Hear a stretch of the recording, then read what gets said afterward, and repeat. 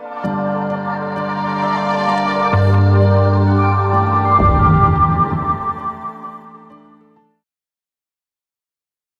welcome to Souls and Hearts Be with the Word. And I am Dr. Gerry Crete, a licensed marriage and family therapist in Atlanta, Georgia. And I'm here again with... I'm Dr. Peter Malinowski. I'm a clinical psychologist in Indianapolis, Indiana. And we're here for the fifth Sunday in Ordinary Time. And this is our show where we discuss the upcoming Sunday readings and we reflect on it from a psychological perspective.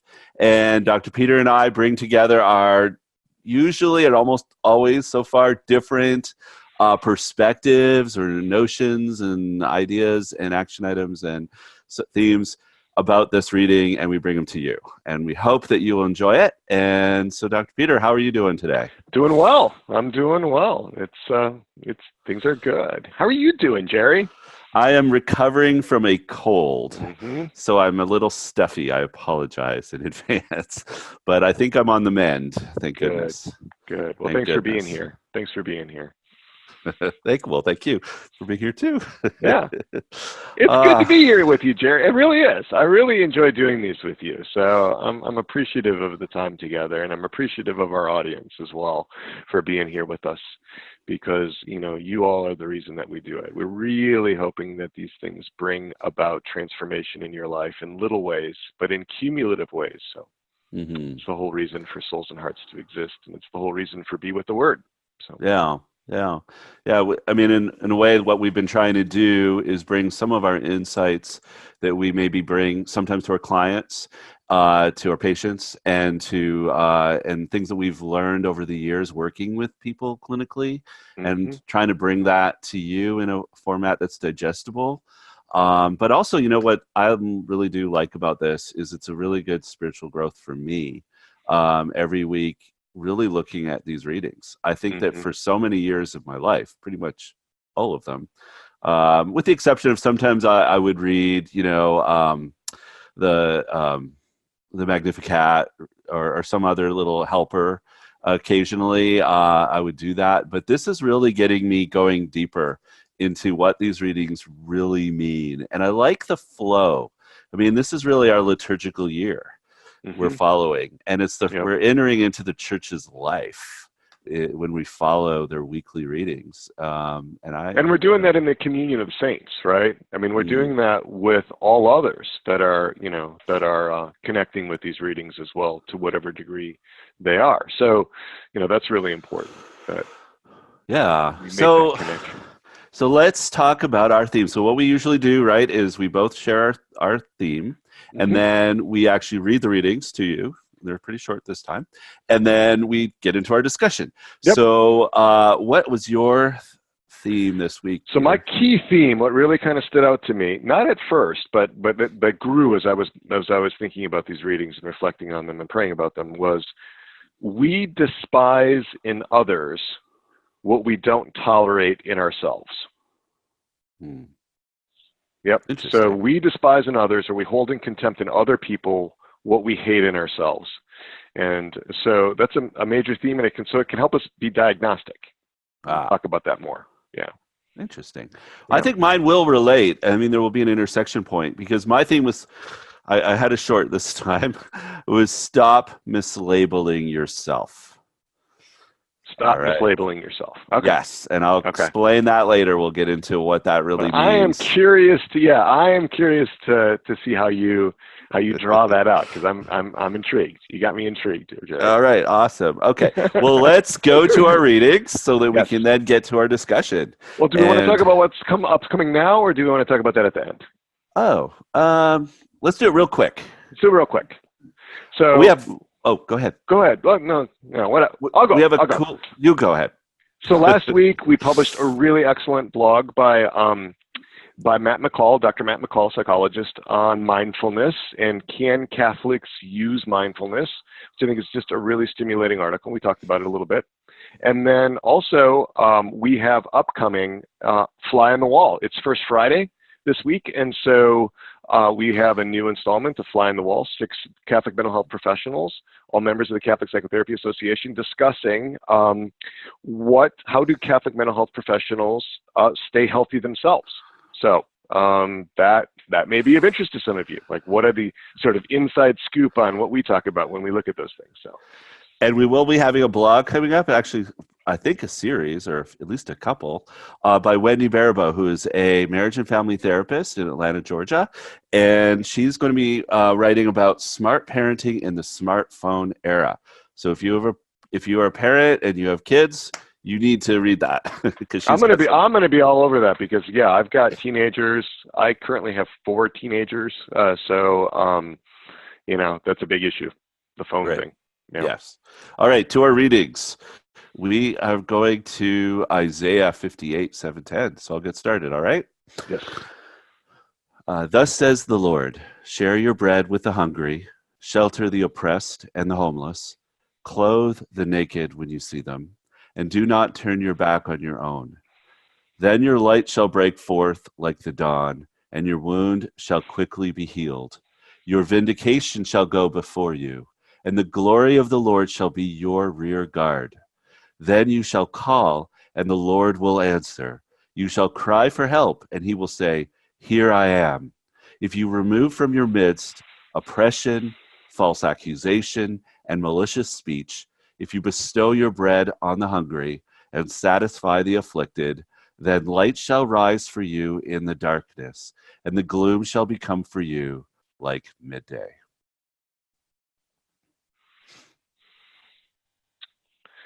So a quick just recitation of the main line in the responsorial psalm.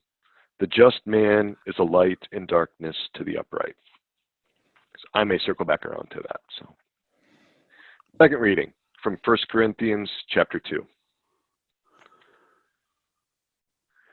When I came to you, brothers and sisters, proclaiming the mystery of God, I did not come with sublimity of words or of wisdom.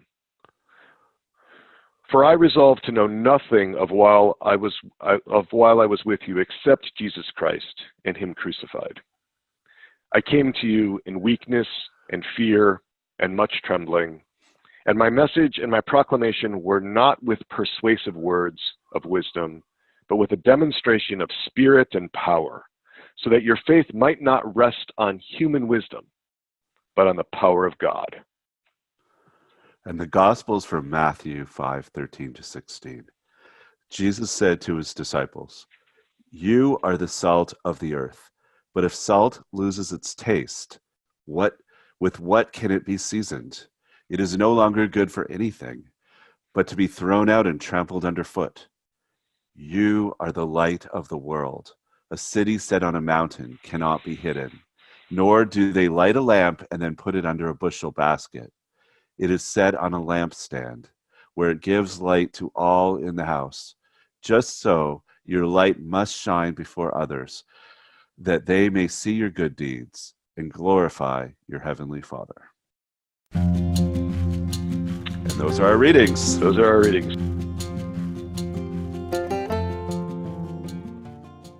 So I'm curious, Dr. Gerry. Let's get right into it. What leapt out at you? What leapt out at you? Well, the first things that were just leaping was the focus on doing, especially Isaiah. Like there was this, if you do these things, help the poor, oppressed, feed the hungry, all this kind of thing, then your light will be shined on you, or healing will happen to you. So there was this real, very clear, like if you do this, then this. Right. So that kind of hit me, and it really focused on taking action. Sometimes, especially here, we talk about being still, right, and the importance of being, which right, of course is still important.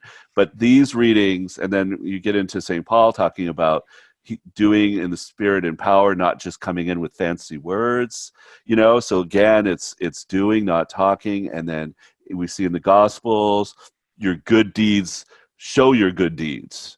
Right. So this doing theme is what leaped out at me, actually. Right. Right. So we're not to be quietists, right? We actually are to do things. Yeah. Yeah. Yeah. Yeah, that struck me too. Like there's this promise, right? If you do these things, share your bread with the hungry, shelter the oppressed and the homeless, clothe the naked, then your light shall break forth like the dawn. And then this is what really got me. And your wound shall quickly be healed. It's like, wow, that's a powerful promise. Like, Yeah. whoa, that's really interesting. So, I was thinking to myself that does that mean that if I work 20 hours a week at St. Vincent de Paul, and I'm extremely busy with these kinds of corporal works of mercy, that wounds I have inside are going to be healed? Because I think there are a bunch of people that operate like that. Well, Very doesn't externally Isaiah focused. kind of say that? So, Well, I think it depends on what the words mean. I think it can be taken that way. But I'm not sure that that's actually the right interpretation. oh, really? Yeah. It seems pretty clear to me, right? If you do this, then Right. So, what's but your has that take? worked for you? I mean, I guess my question is, so as a clinician, when you have somebody who has a wound that needs to be healed, Gerry, Right. you assign them to St. Vincent de Paul and to, work for, basically the social service, social justice side of doing these corporal works of mercy, or do you do something else? It doesn't occur to me to immediately go to that. No. Isn't that interesting? Yeah. It doesn't occur to me in that way either, although I am thinking about that more. As a result of studying these readings. Well, I think about how getting out of yourself, like when you do help the homeless, when you do acts of justice and you do social actions of some kind that's helping people in need, I think it gets us out of ourselves. Right. And we don't stay stuck in our own negative thinking. We don't stay stuck in our own narcissism, really. And we actually learn a lot about ourselves in that process. So I do think healing happens through service. Yeah. So you're basically arguing, okay, too much self-absorption, you get caught in your own internal struggle, you get sealed off from the external world, and then change doesn't happen, right? So you're sort of breaking out of that. That's one way to look at it. One way to look at it. Yeah, I was going back to love your neighbor as yourself, which I go back to a lot. Mm-hmm. And as an intra-psychic guy, which means I'm really interested on what goes on inside the psyche, right? I've thought about the parts of us that are homeless, right? Our own internal orphans, the parts of us that we have rejected, the parts of us that are naked, shameful, that we don't want to deal with, right? And I was coupling that with love your neighbor as yourself. And I was really reflecting on the things that we won't deal with in other people, the things we won't love, the people we won't love because they activate something in us. Mm-hmm. That can tell us a lot about what we reject in ourselves.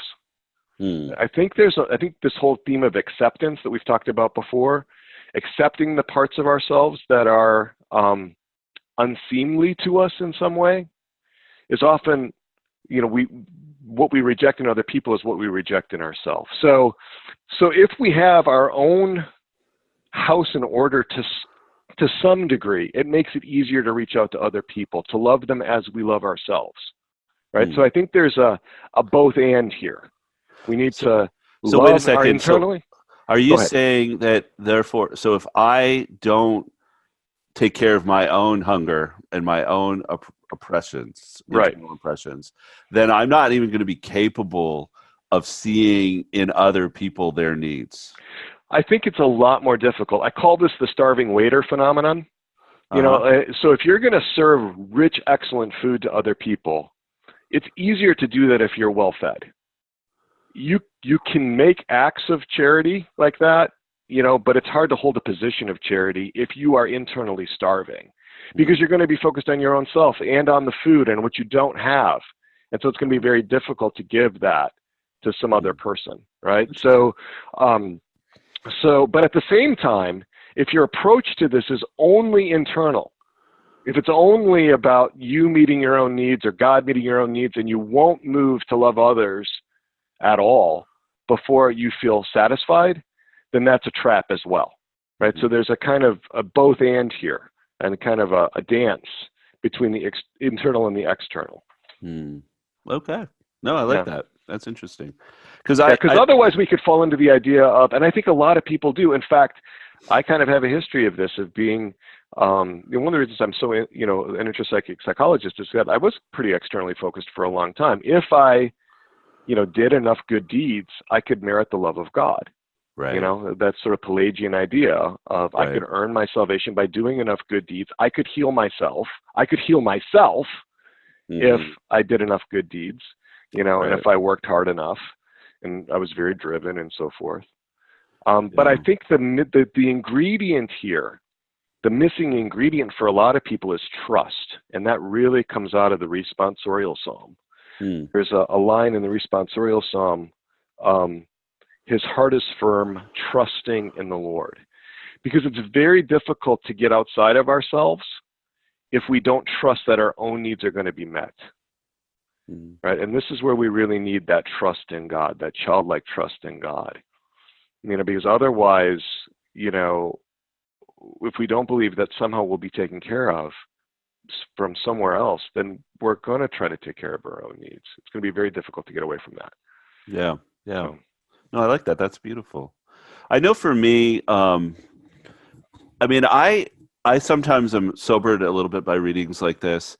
I don't know that I personally have the big issue of doing to try to merit salvation. Right. I think I understand a lot of people might, but I think for me, I'm sobered by St. Paul's words, right? Okay. I'm sobered by the thought that message from God, his message is not persuasive words and wisdom, but demonstration. And so sometimes I'm like, okay, I can be a little in my head. I would rather read theology books at night or read a Bible dictionary or something crazy than do anything. Right? Like, I know that's, like doing this show is an action for me, but it's in a comfort zone area. Like, I think hopefully it's one of my, areas of strength that I'm playing on in terms of knowledge and content, but it is wisdom, right? So I have to sober myself and say, okay, am I spending all my time being eloquent and being helpful, but not useful, I guess. And it just forces me a little out of my shell to think I better do things too, not neglect maybe people that are in front of me that need my help. And maybe some of the more physical things, whereas I'd rather be more intellectual or more, cerebral or something like that. So for me, that's a little sobering. Yeah, that we actually are supposed to enter into it. Yeah. And get close to folks around us that are in need.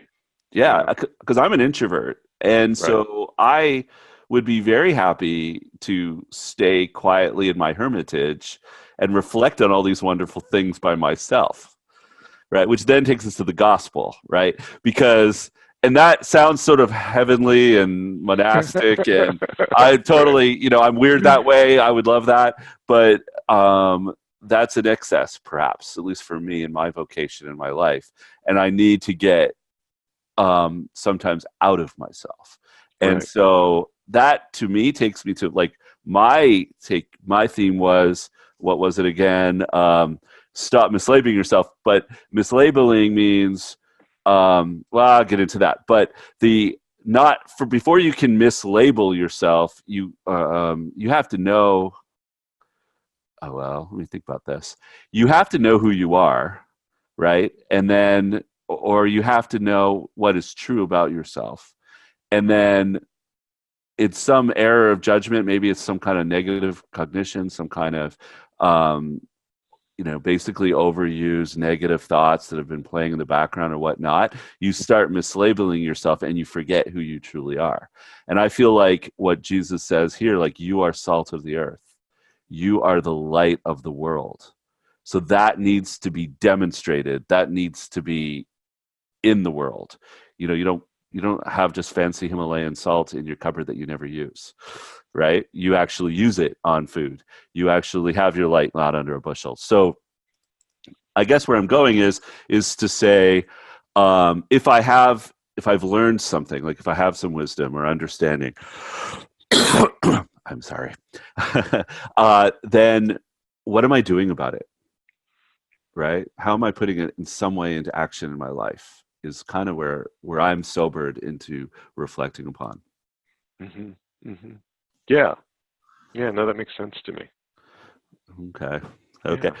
Well, and I wanted to get back to my point about mislabeling Right. and I was real curious about that because I thought mislabeling would happen when you didn't know yourself and you put a label on yourself that doesn't really reflect the reality. well, I think that is the case, Okay. but I would argue that we do at some point know ourselves, or maybe there are people that don't at all, I guess. But and you lose sight of it. But I I guess see. it could be in either case, I suppose, Right. if Right. you never knew. So like a labeling, like especially like a global kind of labeling, would be generalizing on some quality, like basically taking one or two qualities and making a negative global judgment. And by quality, I don't necessarily mean it's a good thing. So if I make some kind of mistake, right? Like I'm fixing the tap and it like breaks or something and water sprays in my face. And I say, you idiot, Mm-hmm. right? Mm-hmm. I've just given myself this global generalized condemnation about my identity, right? Or you make some mistake, like I don't know, like maybe on the show I say the wrong thing or whatever, and then I go, I'm stupid, Mm-hmm. or something like that. And we do it to others too. Mm-hmm. Like we see somebody in traffic, that guy's a jerk. See somebody in traffic, and you're like, Right. that guy's a jerk, right? And maybe that was a jerkish move. I don't know what was going on, but we jump to those generalized Right. categories and label. And then what happens when we do that? It basically, we have all these sweeping generalizations about ourselves, about other people that are really, really negative and kind of create a mental filter, again, like we've talked about in Right. past episodes, that are unhealthy, Right. right? And Right. it's the opposite of what Christ is doing in this reading. In this reading, Christ is saying he's giving us a healthy and a true generalization about ourselves. You are salt of the earth. You are light to the world. Yeah. Yeah. Fascinating. So the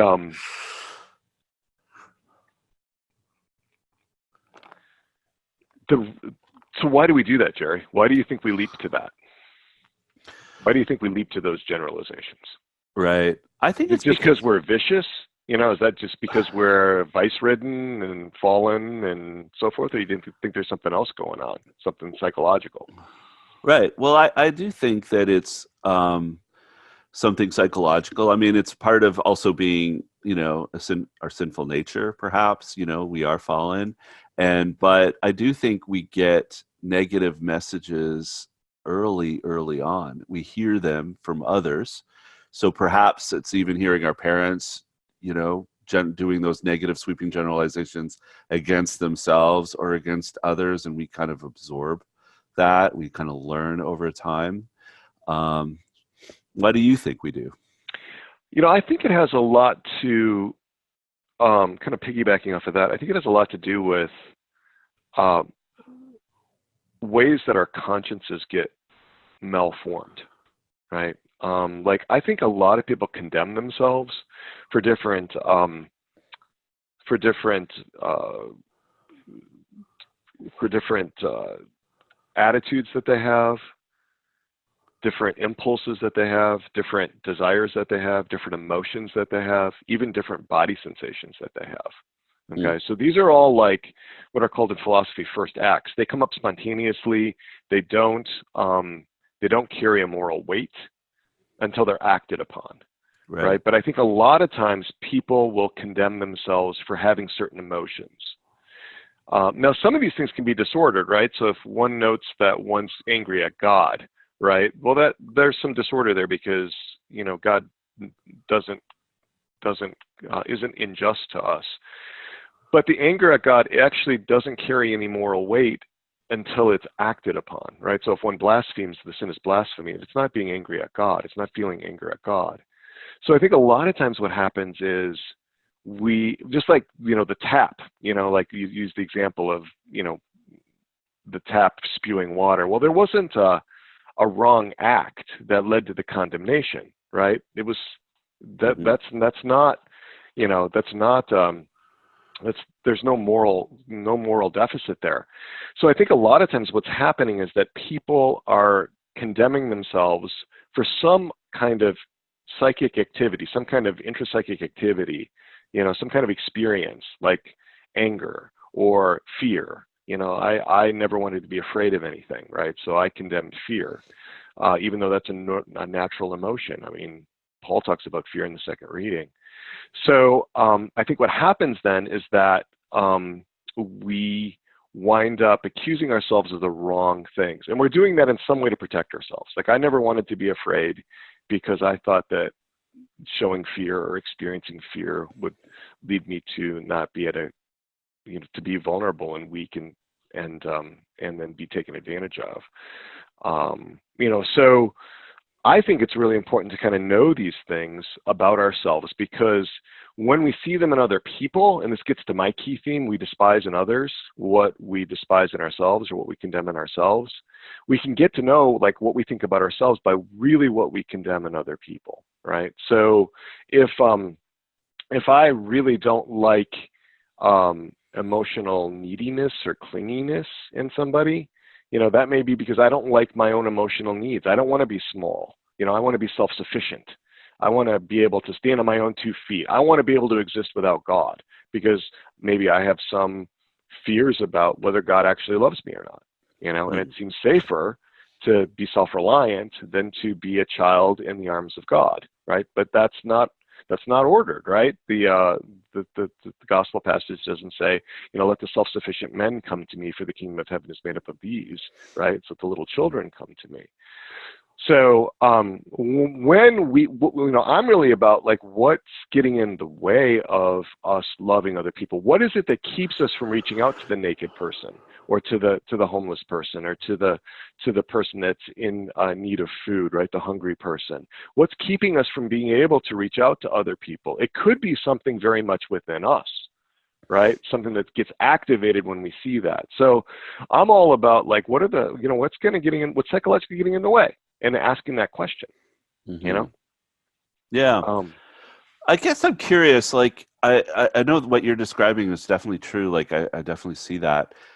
I sometimes wonder, though, like, why I'm, like, just thinking myself and personally here, like, I feel like I'm harder on myself, and it's easier for me to be compassionate to others. So I could see somebody else messing up, and I'd be like, give them a lot of grace, and everything. But when I mess up, I'm really like harsh. Okay. So I feel like maybe that's just a different dynamic. That may be a different dynamic. Yeah. I mean, so I understand what you're saying. And again, we're very different. For those that know us, Gerry and I have very different styles, very different kinds of ways of looking at things. But yeah, I could. So maybe it's safer to be angry at yourself than it is to be angry at other people, or to be judgmental of yourself. I mean, there may be something there. That kind of comes about maybe due to trauma. Like, if it's safer to be, trauma survivors have to often blame themselves, because that's safer than blaming the people that are supposed to be taking care of them. They take care of them. Yeah, it's necessary for survival, right? Right. Yeah, that's interesting, because again, though, that may also lead one to not look at other people, accurately, or to look at oneself accurately. It goes back to that distorted perception, right? So, Right. And that's why calling yourself an idiot or calling yourself stupid, where you wouldn't be that hard on someone else, and yet you're that hard on yourself, is a problem for some people, which is a little different than, which is a different dynamic than, I guess, what you're also explaining, which is where, you see something in someone else that makes you recoil because it's like, you don't want to be that. Right, because you don't want to be that. Two styles there. But so I always ask the question, what is the perceived benefit of calling oneself an idiot? Like, what is it, like, because there's some kind of perceived benefit somewhere in the psyche. Is that a motivational thing, like try harder so that you're not an idiot? Does it have sort of that kind of a feel to it, or did it at one point? Because there's a reason that's happening. that was at least perceived to be adaptive at some point, I would say. Yeah. Otherwise, Well, it maybe wouldn't if you exist. condemn yourself, you do it maybe before someone else does. Now that's a protective mechanism, right? It's an advanced warning, right? So sometimes I've seen it in clients and seen it in myself in some ways, where it's a way to join with a person that you need to be connected with, right? So if you thought of yourself as an idiot and, you know, a caregiver thought of you as an idiot, you know, that may be a way to, like, maybe the cost of connecting with another person is to condemn the self. You know, that's a dynamic in some kind of trauma, you know, family systems where there's a lot of trauma, right? Yeah. As long as you're treating yourself like another person treats you, you can be in relationship with that other person. But if you were to think of yourself as not that, then the relationship would be lost. Yeah. You know, and that all happens before the age of reason kicks in, right? Which is really why it's important to kind of look at these things inside and to actually think about what's getting in the way of you loving you, what's getting in the way of you loving other people, what's getting in the way of you being light. Right. Because I think you're right on there. I like what you just said. And I think what you're speaking about ultimately is shame. Yeah. We are so shamed, you know, in those early moments of being shamed that maybe we don't even remember most of them, have that imprint on us. And Christ is calling us out of shame. When he calls us salt of the earth and light to the world, he's really calling us out of shame. And I really think that for most of us, it's so difficult to put ourselves out there. I know for me, like even just doing this show is putting myself out there, and I'm having to overcome some shame impulses, right? And so it's difficult. And I feel like that is the psychological barrier for some to actually do all the things that all these readings are telling us we're having to do something this week. And for some people, it's like the shame is so overwhelming, and the self-critical voice or whatever that's going on is so overwhelming that they stay locked up, that one stays stuck. Absolutely. Yeah. You know, like, who am I to be helping somebody else? Or my help isn't very good, or I'm not doing this right, or the other person's not responding in the way that I would hope, you know, and so, yeah, it's easy to back away from it, right? And to get much more conservative, you know, much more guarded. And then our light doesn't shine forth. Yeah. Yeah. You know, so this is an amazing light too. If you look at the descriptions of the light, like, that struck me, like, the light will break forth like the dawn. This isn't like a little candle, you know, we are the world. We are the children. No. I have something to show you. Can I show you? I have a prop. Sorry, it fits with just what you're saying. Good, show it. My mother sent me this. And guess what? It lights up. It lights up. It's so good. So it says, let the light within you shine. And it's actually got lights. What is it, a book or a wall hanging? It's a wall hanging. It hangs on the wall. Yeah. I didn't know where to put it. My mom sent it to me. It was very adorable, and I think we found a spot in the bathroom for it. Very nice, very nice. You know, yeah, this light of ours is not it's not small. It's like the dawn breaking. And in the gospel, that's in Isaiah, so the dawn breaking. And in the gospel, you know, we're talking about giving light to all the house. And another spot in the gospel, it says, you know, the light of the world, right? This isn't just some little lighter that we're waving at a concert. We're supposed to have this light that's like the sun, right? The dawn breaking. And what's getting in the way of that is, you know, our own spiritual lives and our own psychological lives, right? The natural and the supernatural. And so that's why really focusing on clearing that stuff out and remembering that, yeah, there are things that get in the way of that. You know, the reactions that we have, we really need to take a look at those things, right? It's not just to feel better. It's to actually be able to carry out that mission of being light and salt. Yeah. You know? And I think you're right. The number one thing that I think on a psychological level that gets in the way of that for people is shame and all the things that come from it. The sense of inadequacy, the sense of being unloved and unlovable, all of that stuff that most of the time we may not even be very aware of, or a lot of people are not very aware of. It depends on how well defended you are against it, right? Some people experience it in its raw immediacy, and other people spend a lot of time defending against it, and they don't actually experience it, but their behavior kind of shows that they're really protecting against it, right? Yeah. So what action items do we have for people this week? So we got action items. So I'm going to say that, to ask the question again in prayer, what's getting in the way of my light shining? What's getting in the way of my light shining? And being open to not only spiritual things, moral things, but also psychological things. Is there a problem with fear? Is there a problem with shame? Is there a problem with trust?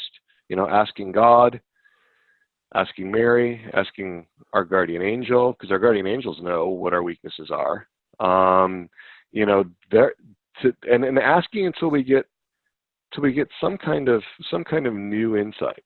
Mm-hmm. What's getting in the way of my light shining? Yeah. Awesome. All right. I had two things. The first one was to catch yourself in the negative self-talk. So notice if you are mislabeling yourself in some way. And then reorienting. So once you catch yourself with the lie, right? So if the lie is I'm an idiot or I'm stupid or something, then remind yourself of the truth. I am salt of the earth. I am light to the world. And then think of one small action, one small thing that you can do to demonstrate that. And it can be something really small. It was funny. When I was thinking about this, I was reflecting on why do people, kind of don't want to do things to help others. And one thought I had was Raiders of the Lost Ark. and I'll tell you why I thought Raiders of the Lost Ark. And if you don't know this movie, I'm sorry. I guess I'm dating myself. No, I know. Oh yeah. If I don't mean you, Peter. You're both too young. I know you know the movie. Right. It's Harrison Ford, right? And he's this archaeologist who goes around and finds the Lost Ark of the Covenant or some jewel or some artifact from time, and it's so romanticized. And even sometimes our stories of saints, like when I think of St. Francis and, doing this and that, or these amazing saints, and they are amazing and worth reading, but it can be a little bit glamorous to us, or romanticized is a better word for it. And sometimes it's not. Go to a homeless shelter and it can be a little bit slow and not exciting. And it might sound like a great idea, but it's not. You're not suddenly, Joan of Arc, or right. something. You are, and that can be hard for people. So just in order to be consistent with service, or to be, motivational for service. So to realize that even a small action is actually doing a lot. It is actually moving things forward, and it's not always going to be romantic and glamorous. It can be with the people right around you too. You don't have to necessarily go out, and start a prison ministry or something like that. The people that are around you right now, because this homelessness, this needing shelter, the hunger, the nakedness, some of this is also metaphorical. Not metaphorical in the sense, I don't mean metaphor. I mean, it can be psychological. It can be taken in different ways, right? So, vulnerability can be a physical thing, right? But it can also be a psychological thing. So caring on, kind of beyond just the narrow description of what's in Isaiah.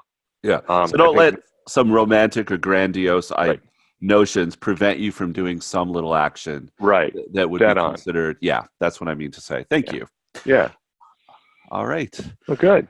Well, Dr. Peter, thank you. And thank you for everybody for enduring me and my coughing and my stuffy nose and my stuffy head a little bit this week. But I still enjoy this time with you, Peter. And, it's been great to be with you, Gerry. And it's been great to be with our audience. And give us feedback. Let us know what you'd like to hear about.